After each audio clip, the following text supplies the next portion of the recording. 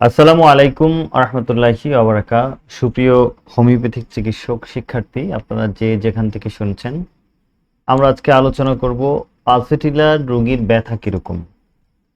আমরা হোমিওপ্যাথিতে একটি বিষয় সবসময় খেয়াল রাখবো যে যেই মেডিসিনগুলো প্রবিং করার সময় যেই লক্ষণগুলো উৎপাদন করতে সক্ষম হয়েছে, শুধু ওই লক্ষণগুলোই সে ভালো করতে পারবে। যদি কোনো মেডিসিন বাত ব্যথা উৎপাদন করার সক্ষমতা ছিল না প্রবিং করার সময়, কিন্তু ক্যারেক্টারিস্টিক মেডিসিন অনুযায়ী তার অন্য একটি মেডিসিন মিলে সেই মেডিসিন সে রোগ ভালো করতে পারবেন। অর্থাৎ মূল শর্ত হলো যে মেডিসিনগুলো যেই লক্ষণগুলো প্রবিং করার সময় তৈরি করেছিল, সৃষ্টি করেছিল, সেই লক্ষণগুলোই সে সারাতে পারবে। এজন্য আমরা অর্গানন অফ মেডিসিনের ৩ নম্বর সূত্রে যদি যাই, সেখানে বলা হয়েছে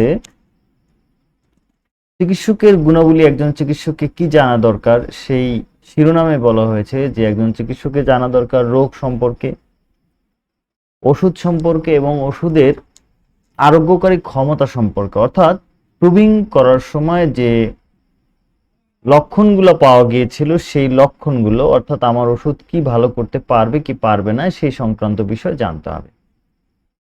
তো এবার চলুন যে বর্তমান সময়ে ব্যথা, অর্থাৎ বাতের ব্যথা, গেটে বাত সহ আঘাত, বিভিন্ন রকম ব্যথা আমরা দেখতে পাই।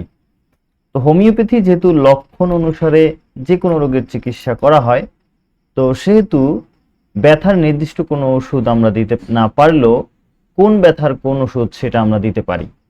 পালসিটিলার ব্যথাটা কিরকম সেটা আমরা জানবো। পালসিটিলা মূলত শান্ত স্বভাবের মানুষ। তার প্রকৃতি হলো শান্ত, কাঁদুনি স্বভাব, দুটা জিনিস এপার ওপারে।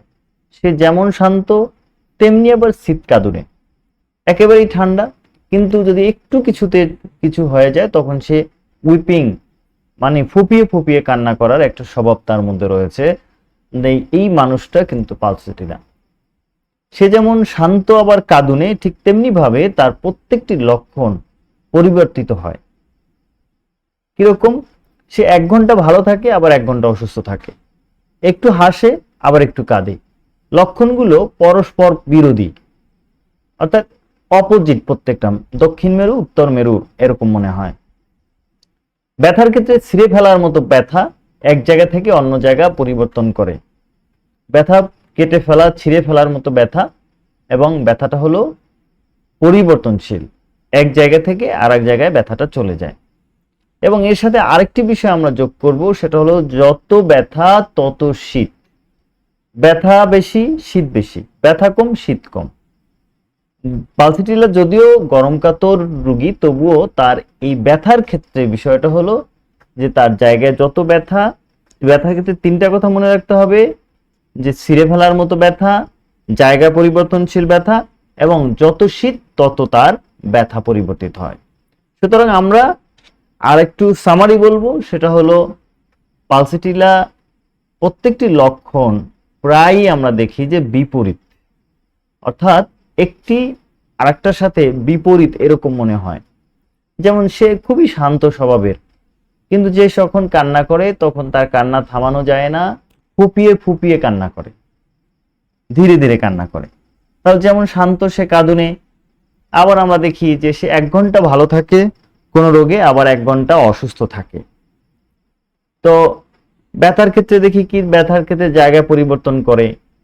আবার ব্যথা হলে সাধারণত মানুষের শীত চলে যায়, কিন্তু এই রোগীর যত বেশি ব্যথা হয় তত শীত বেশি হয়। তো সুতরাং এই লক্ষণের মানে প্রকৃতি অনুযায়ী আমরা যদি রোগীকে ওষুধ দিতে পারি, তাহলে এই পালসিটিলা এই লক্ষণ সমৃদ্ধ ব্যথাকে নিমিষেই আরোগ্য করার ক্ষমতা রাখে। তো আজকে এই পর্যন্তই রইল। সবাই ভালো থাকবেন। আসসালামু আলাইকুম ওয়া রাহমাতুল্লাহি ওয়া বারাকাতুহু।